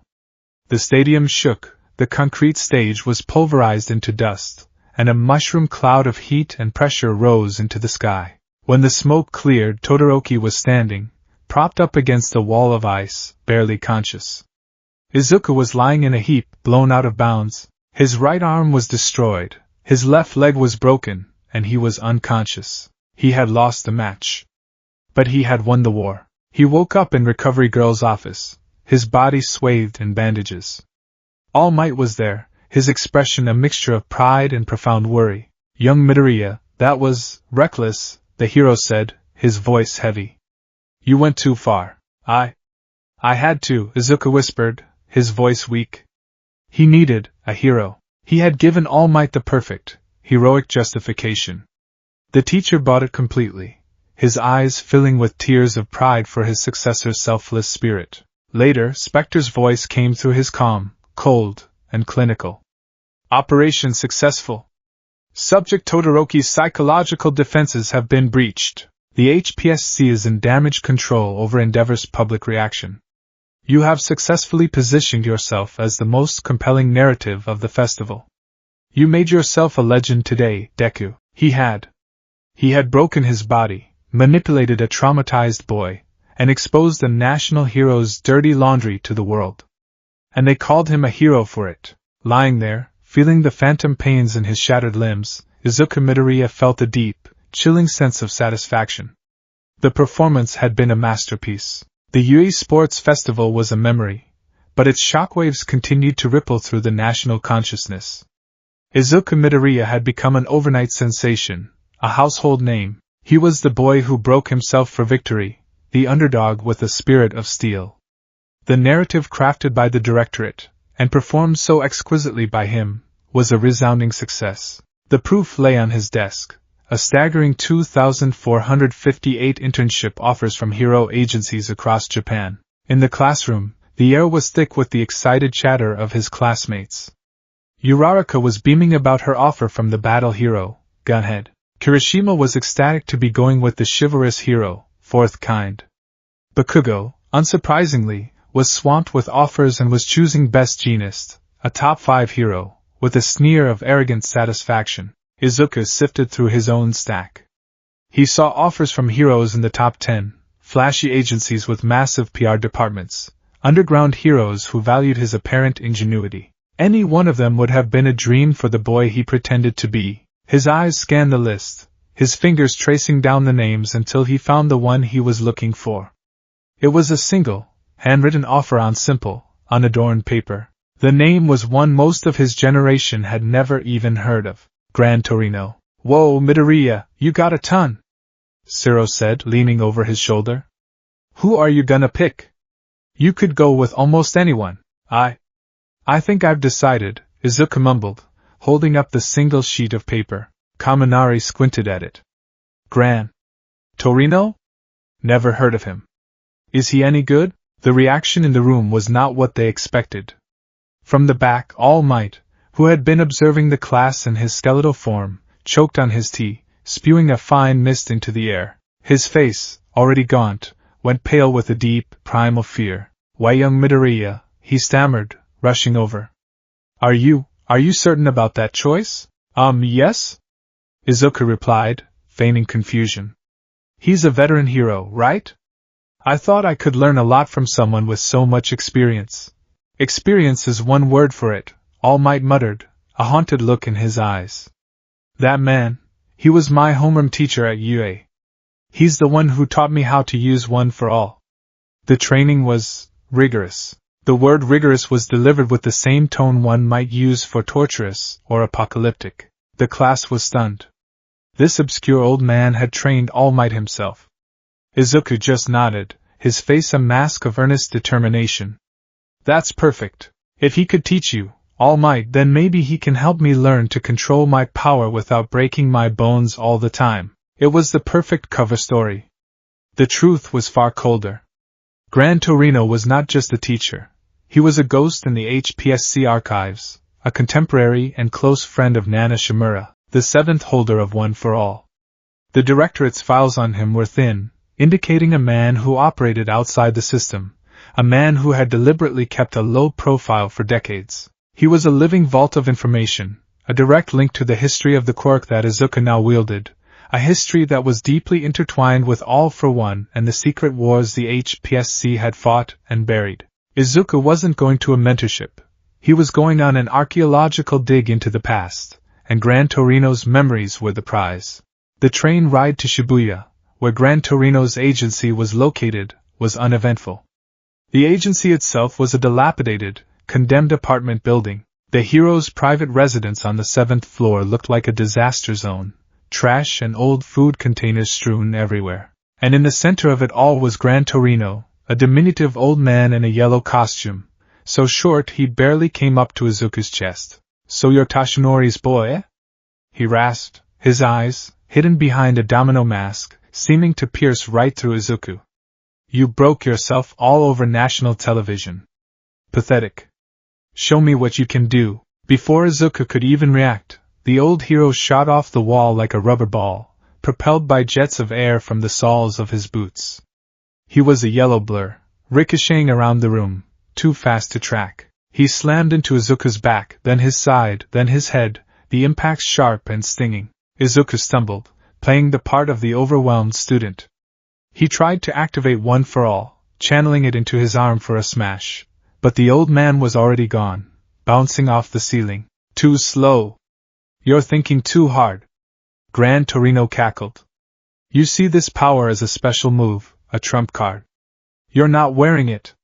It's just a fancy hat you put on when you feel like it. Pathetic. For the next hour, Izuku was systematically dismantled. He was a pinball, and Gran Torino was the machine. He allowed himself to be thrown around, to be lectured, to be belittled. It was all part of the act. He had to appear as a complete novice in the application of his own quirk. The breakthrough came, as planned, during a moment of rest. Gran Torino had dropped a plate of taiyaki, and Izuku had caught it, a simple, reflexive action. Why can you move like that now, but not in a fight? The old hero demanded. Izuku looked down at the fish-shaped pastry, his expression one of dawning realization. He was a phenomenal actor.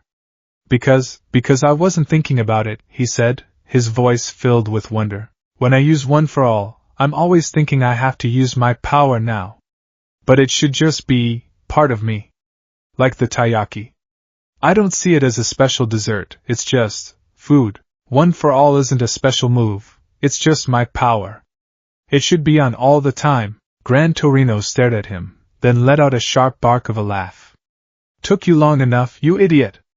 Now you're finally getting it. Izuku spent the rest of the evening discovering full cowl, the technique he had already perfected in secret. He channeled 5% of one for all throughout his entire body, the green lightning crackling around him. He feigned stumbling, misjudging his speed and strength, gradually improving under Gran Torino's harsh tutelage.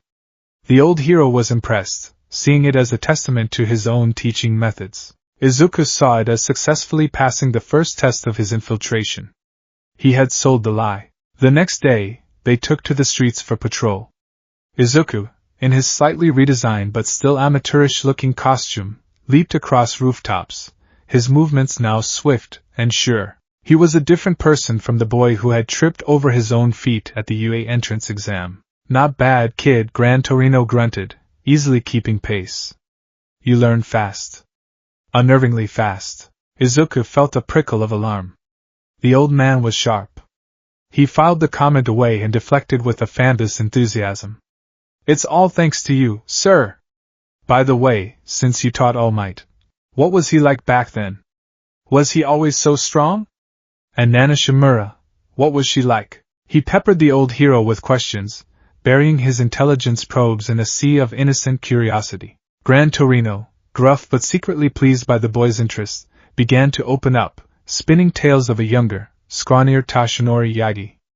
Every word was a nugget of gold for the directorate's files. They were on a bullet train, heading to the next city on their patrol route, when the world outside the window erupted in fire and smoke. The city was Hosu. Izuku's head snapped towards the television screen inside the train car. A news report. Villains were attacking Hosu City, and there, in the grainy helicopter footage, was a familiar, hulking shape with an exposed brain. A Nomu. Directorate alert, high threat entity detected. Profile matches USJ Nomu, with cosmetic variations. Probability of League of Villains involvement, 98.7%. Additional intelligence. Subject Tenya Ida selected Hosu for his internship. High probability of engagement with hero killer, Stain. This was not a coincidence. This was the convergence he had been waiting for. Suddenly, the side of their train car imploded. A different Nomu, this one with 4 eyes and winged arms, tore through the metal, a pro-hero already unconscious in its grasp. Chaos. Screaming, Gran Torino reacted instantly, blasting the Nomu out of the train. Izuku's mind was a flurry of calculations. This was his justification. His ticket into the heart of the storm. He fought the Nomu alongside Gran Torino, his 5% full cowl a blur of green lightning. He made sure to look like he was struggling, taking a solid hit that sent him skidding down the aisle. It had to look like a desperate fight, not a clinical takedown. He managed to land a solid kick that stunned the creature, giving Gran Torino the opening to deliver a decisive blow. As the hero stood over the defeated monster, Izuku clutched his side, wincing in feigned pain. Gran Torino, he gasped, his voice urgent. Hosu. My friend is there. Ida? The hero killer, his brother. I think he's in trouble. It was the perfect excuse. He wasn't a vigilante seeking a fight. He was a heroic friend rushing to save a comrade. It was a motivation no true hero could argue with. Idiot boy. Gran Torino snapped, but there was a grudging respect in his eyes. Don't you dare die. Go. Izuku didn't need to be told twice. He leaped from the wrecked train, his body a green comet streaking towards the burning heart of Hosu City. His face was a mask of worry for his friend, but his mind was cold, clear, and focused on the mission. Objective: intercept Ida Stain confrontation. Primary goal: acquire live combat data on the hero killer. Secondary goal: analyze new Nomu variants. Tertiary goal: preserve asset Ida. Cover: rescue operation. He used his phone's GPS, cross-referencing it with the known patrol routes of Ida's internship hero, Manuel. He triangulated the most likely location for a confrontation, a secluded, narrow alleyway, far from the main chaos. A perfect kill zone. He arrived to a scene of grim tableau, just as the directorate's predictive models had suggested.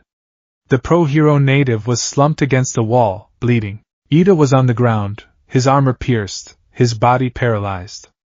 And standing over them, his long, blood-red scarf drifting in the wind, was the hero killer, Stain. Both you and your brother are fakes, Stain was saying, his voice a low, fanatical rasp.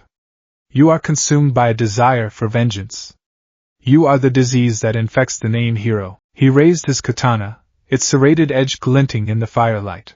Izuku didn't hesitate. He came in hot and fast, a screaming green meteor of righteous fury. Smash! He put the full force of a 5% Detroit smash into a punch aimed directly at Stain's head. It was a flashy, heroic entrance. It was also a probe. Stain reacted with inhuman speed, twisting his body and blocking the punch with the flat of his blade. The impact still sent him skidding back several feet, the metal of his sword groaning in protest. Another one, Stain hissed, his reptilian eyes fixing on Izuku. Full of false righteousness. Midoriya! Ida cried out from the ground. Why are you here? Run! This has nothing to do with you. A real hero doesn't abandon his friends, Izuku declared, the line delivered with perfect, heroic conviction. Inside, he was analyzing. Subject Stain. Combat style, high speed, acrobatic, utilizes multiple blades and projectiles. Quirk is still the primary unknown. Physical capabilities are peak human, augmented by training. Ideology is the core of his strength. He is a zealot, not a common criminal. He sent his location to everyone in his contact list, a move that would appear as a desperate cry for help. In reality, it was a summons. He needed more variables, more chaos to mask his true purpose. The fight began. Izuku, using full cowl, was a match for Stain's speed. He ducked and weaved, his movements efficient but deliberately frantic, as if he were barely keeping up. He needed to get cut. He needed a blood sample for Stain's quirk. He overextended on a kick, leaving himself open for a fraction of a second.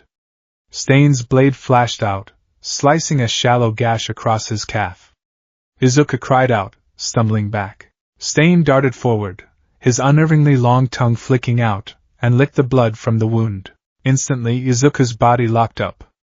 He fell to the ground, paralyzed, every muscle frozen. The effect was identical to what he'd read in the reports on Stain's previous victims. Data confirmed. Quirk activation is through ingestion of target's blood. Effect is temporary paralysis. Duration is the unknown variable. He lay there, his mind racing, cataloging the sensation, the duration, the completeness of the paralysis. You have the spirit of a true hero in you, unlike these fakes, Stain said, standing over him. But you are still a child. I will let you live. But they must be purged. He turned back towards Ida. Lying on the ground, Izuku began his performance. No. He grunted, fighting against the paralysis with theatrical strain. What's your quirk? It has to be the blood.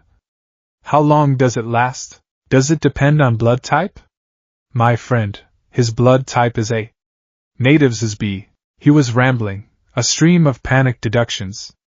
It was a perfect imitation of his own analytical mutterings, but this time it was a weapon. He was feeding Ida and Nada the answer, framing it as a desperate guess. He already knew from the Directorate's analysis of past victims that Stain's quirk, Bloodcurdle, had a variable duration based on blood type, with type O having the shortest paralysis time and type B the longest.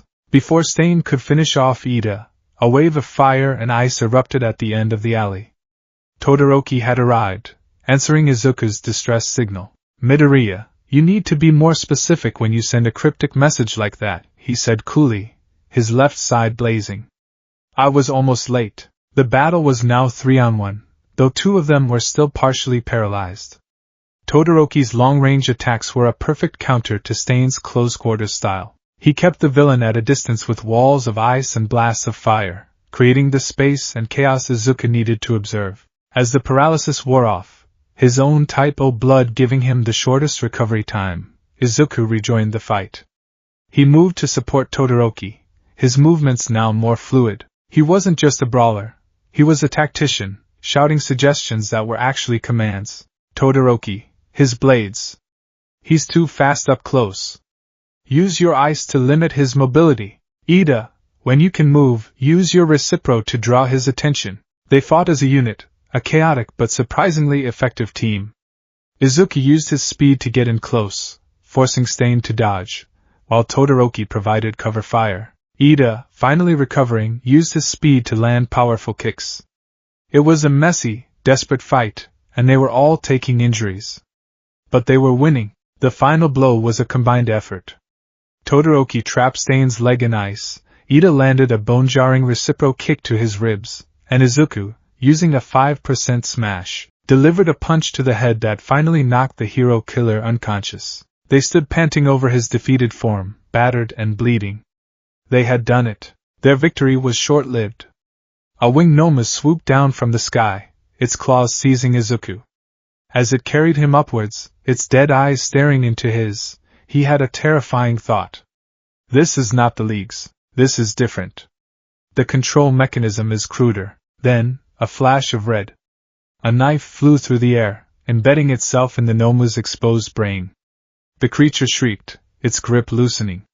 It was Stain. Having recovered consciousness, he had thrown one of his last blades to save the boy he had deemed worthy. Izuku fell, but was caught by Todoroki's ice slide. Stain, bleeding from dozens of wounds, stood on the street, facing the Noma. He licked the creature's blood from his blade and it froze mid-air, paralyzed, before crashing to the ground. At that moment, the pros arrived. Endeavor, Gran Torino, and a dozen others. They surrounded the scene, their faces grim. Stain stood there, surrounded, a figure of terrifying conviction. One of his broken ribs had pierced a lung. He delivered one last, chilling speech about the plague of false heroes, his killing intent so potent it paralyzed everyone, even Endeavor, with fear. Then, he finally collapsed, unconscious. The gambit was over. Now came the endgame. In a sterile room at Hosu General Hospital, Izuku, Todoroki, and Ida were being lectured by the chief of police, Kenji Tsurigami. Their wounds had been treated, but the atmosphere was heavy. You three broke the law, the dog-headed chief stated, his tone leaving no room for argument. You used your quirks to engage a villain without license or supervision. The hero killer is a major villain, but rules are rules. If this becomes public, you three must be punished. It would be a major scandal for UA. He offered them a deal. The official story would be that Endeavor had arrived just in time to defeat the hero killer. The interns were merely hostages who were rescued. Their involvement would be completely erased from the record. Ida and Todoroki bristled at the injustice. They had fought, they had bled, they had won. But Izuku saw the perfect exit. A rookie intern being instrumental in the capture of a villain as notorious as Stain would bring an unbearable level of scrutiny. Aizawa's suspicions would intensify. Nizu would launch a full investigation into his background. His cover would be shredded under the spotlight. Humility was the ultimate camouflage. That's the right course of action, Izuku said, his voice quiet but firm. His friends looked at him, stunned. We broke the rules. We were reckless. Endeavor is the number 2 hero. He's the one who can handle the media attention. Let him have the credit. We were just trying to survive. His words, filled with a false maturity and humility, swayed them. Todoroki, seeing the logic, reluctantly agreed. Ida, ashamed of his quest for vengeance, tearfully accepted. The deal was struck. The Hosu Gambit was a complete success. Later that night, alone, Izuku used a secure, encrypted messaging app on a burner phone to send his report to Spectre. The text was terse, coded. Subject Stain. Ideology, potent, infectious. Combat skill, Ture, quirk, bloodcurdle, data attached. Recommend further study of ideology as a potential destabilizing agent against HPSC approval ratings. Subject, Nomu, Hosu variants. Biomechanics differ from USJ model. Cruder. Suggests multiple manufacturers or rushed production. Data attached. Assets, IDA, Todoroki. Bonds strengthened.